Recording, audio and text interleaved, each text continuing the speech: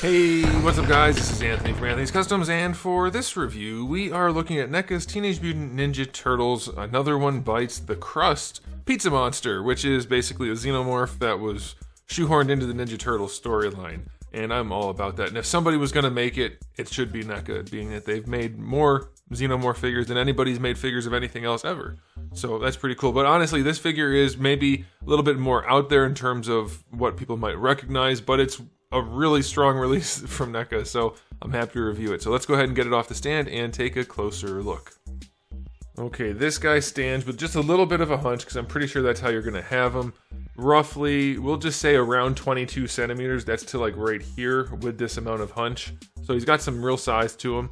That's about 8.5 inches. He's a pretty big guy. I have big hands, and it's a big one. That's what she said. So it's all right. It's pretty cool. I think the cool thing about this, at least for me, is these guys did make an appearance in one of the video games. I want to say it was Turtles in Time in the sewer when you're on like the hoverboard thingies, but they were in one of the games. So we might very well get a pixelated version of this guy also. It wouldn't surprise me, and that would be awesome. But we do have this. Okay, so question of the day. Do you guys remember this from the cartoon? And should he have black eyes or red eyes? Because on the box he has red eyes, and I don't remember from the cartoon at all. It looks cool with the black on here, but is it supposed to be red? I don't know. Anyway, this thing does look really cool. It is mostly yellow with the black outlines, which looks really nice, and we have white highlights throughout, so it's very stylized, very cartoon-esque. Very nice. We do have the mustardy color on the back, no highlights or anything. The tail is mustard on the bottom and bright on the top, which does look a little strange. I'm probably out of focus there. Let's do that. It does look a little strange from the back, but from the front, it looks good. So that's what they were going for, and I get that. It's a little weird to have the mustard fade to yellow, and then the yellow not be here, but it makes sense also. So I get that, that's fine. Oops. He does have the white claws, which is very well done. And then the face is very nicely detailed. The open mouth.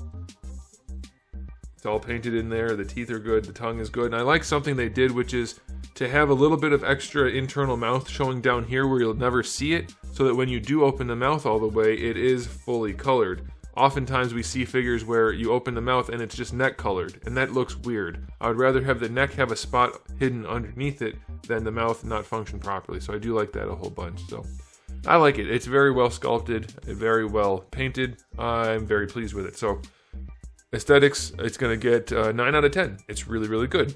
As far as accessories go, we do get the baby pizza monster, which is nice enough. That's fine. We get a plastic pizza box, not a paper one, and that has nice paintwork on it and a functional hinge. We do get a very nicely detailed pizza that you can stick in the box. And we get the little control device, which is also very nicely detailed, including like the little wires and things in there. So very cool. I don't think you need anything else for this other than probably like 2 more pizza monsters, because if I remember correctly, there were 3. But that I'm sure was intentional as far as marketing. So makes sense. Accessories are good. I can't think of anything else. So maybe like one of the eggs, but you wouldn't really need that. So 9 out of 10, sure, whatever. It's good. All right, now as far as articulation goes, it's actually exceptionally good. We have a ball peg or double ball peg on the top of here and down here. And this thing just gets ridiculous amounts of range, because this is how you do ball pegs. You get so much range out of them when you do them properly. It's nuts. And this is just exactly how you want to do it. You get all the rotation and leaning you could want. Very, very pleased with that. You already saw the functional jaw. That's good. Obviously, these shoulders are going to work no problem. There's really nothing getting in the way there. Full rotation. Double jointed elbow. You get really good range out of them. With just one, you get 90. I don't know how to do this without... I don't want to whack the rest of the figure. I guess I could rotate it. I do have some stiffness in the rotation of the joints, so be aware of that. But let's do that and then bend it this way. Yeah, so you get basically 180 degrees. He has big hands and long lanky arms and a big head, so be careful where you bend the arms, but they are perfectly functional. The wrists have a swivel. They do tend to fight you a little bit, but it'll work. And a hinge, that's fine. The torso joint on this guy goes that far back, which is not that far back, and that far forward, which is not that far forward. It's a little bit more limited than I would like. It does lean to the side. It's all right, and then you get your rotation. The neck is way better than the torso, but the torso is fine, and it holds up that big head of his, which is basically solid PVC, so that's okay with me. The hips are definitely loose for being ball sockets. They go all the way out to the side. You have really good range there. Going forward, plenty, no issue there. They go back some, that's all fine. You get your thigh swivel out of that joint. It's okay. It definitely should be a little bit tighter. Luckily, we have the tail to support him. For the knees, we have a double jointed knee, one that's a swivel hinge up here and one that's just a basic hinge.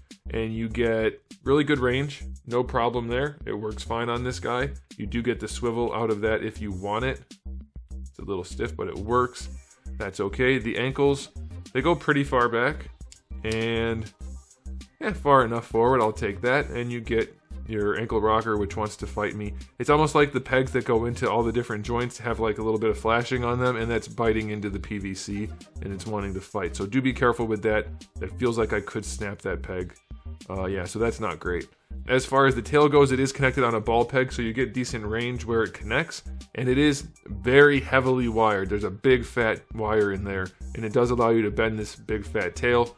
Not a ton, obviously, but it's enough, so I'll take it. So as far as articulation goes, it's pretty darn good. It's not perfect. We do have some QC issues as far as sticky joints, but it does function, and it's all there, so I'll take it. I'll give it an 8 out of 10. It's really good, but some looseness and some stickiness, not great. But all in all, this is a much better release than I thought it was going to be. I didn't realize it was going to be this big. That's what she said. No, she didn't. And it is. It's really nice and big, and it's really functional, and I like that a whole bunch. I do have some schmutz on mine up here. I didn't mention that earlier, but that's going to happen, I guess. I might be able to even clean that off, but on a bright color like this, that's going to happen. Yeah, it's really, really strong release, guys. I'm going to give it an overall rating of 9 out of 10. I like it a whole bunch. I wish it didn't have the joint issues and a little bit of the schmutz on there, but it's still really good. I'm very happy to have it. I'm even thinking about tracking down 2 more. I wasn't going to, but I might, so we'll see. So there it is, guys. Thanks for watching. If you enjoyed the video, please do give it a thumbs up. If you didn't, you can give it a thumbs down, and if you haven't subscribed, you might want to. I have new videos almost every single day, and thousands already on the channel, so make sure you come back for all of that. In the meantime, keep collecting.